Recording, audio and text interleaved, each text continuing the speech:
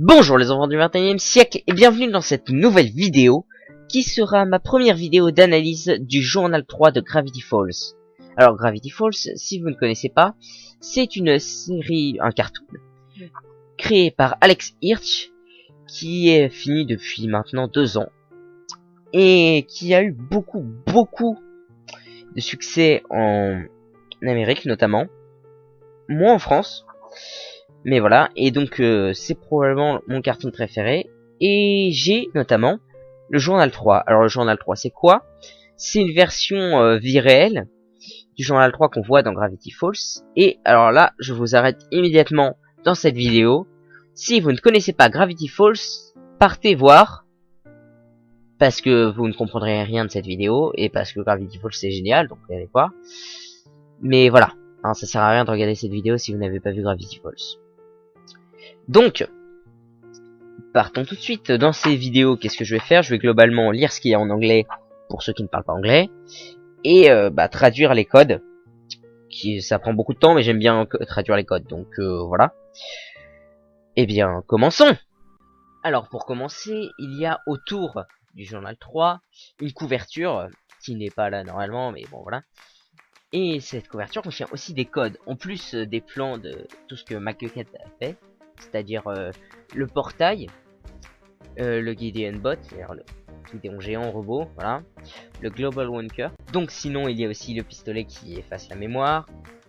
Il y a beaucoup de choses comme ça, comme vous pouvez le voir, voilà. Il y a des écritures où c'est une présentation de Alex Hirsch sur le livre, voilà. Et il y a en dessous déjà un code. Ce code dit Buy this book, achète ce livre, voilà.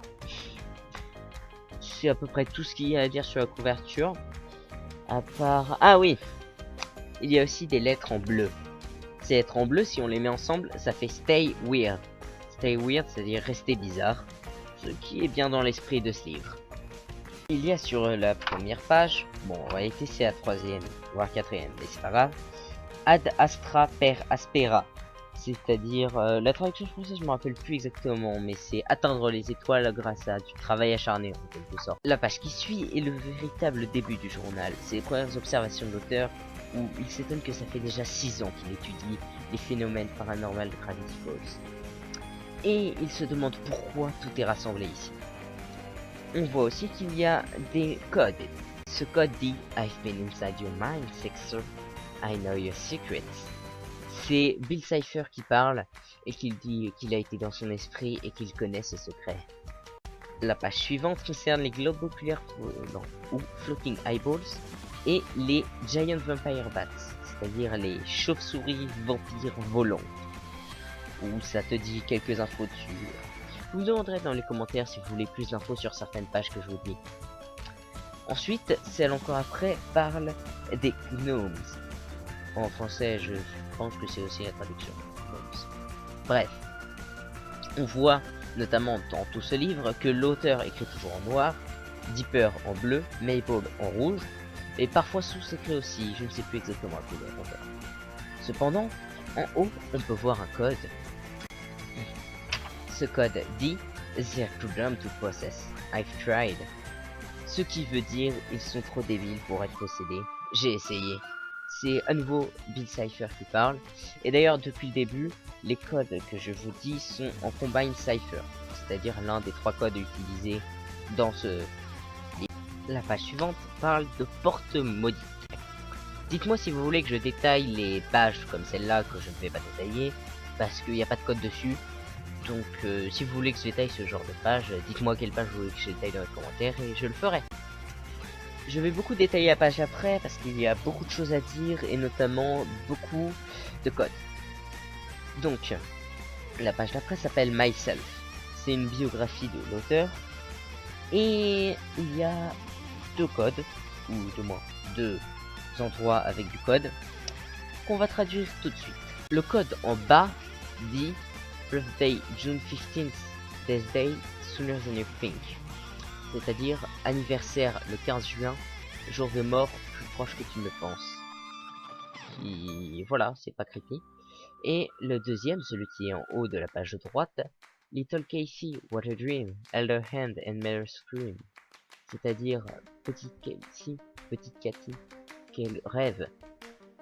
J'ai tenu sa main et je l'ai fait crier. Oui, c'est glauque. Et c'est probablement Bill Cipher qui parle à nouveau. Cependant, une chose intéressante sur cette page, c'est qu'il y a plusieurs lettres qui sont en bleu. Quand il y a des lettres en bleu, il faut les mettre ensemble. Et quand on les met ensemble, ça donne these ou shit. These, c'est-à-dire cela, et shit, c'est-à-dire les feuilles ou les draps. Ouais, j'ai pas vraiment trouvé la signification de pourquoi c'était là. Et ça m'interroge, enfin je m'interroge encore dessus. La page suivante s'appelle My Muse, c'est-à-dire ma muse. Elle décrit la rencontre entre Stanford Pines, c'est-à-dire l'auteur, et Bill Cipher, et comment ça a inspiré sa vie. Et il y a un code sur les arbres qui sont à côté. Le premier code, une fois traduit, donne Spying on you was a brief. C'est-à-dire, littéralement ça voudrait dire...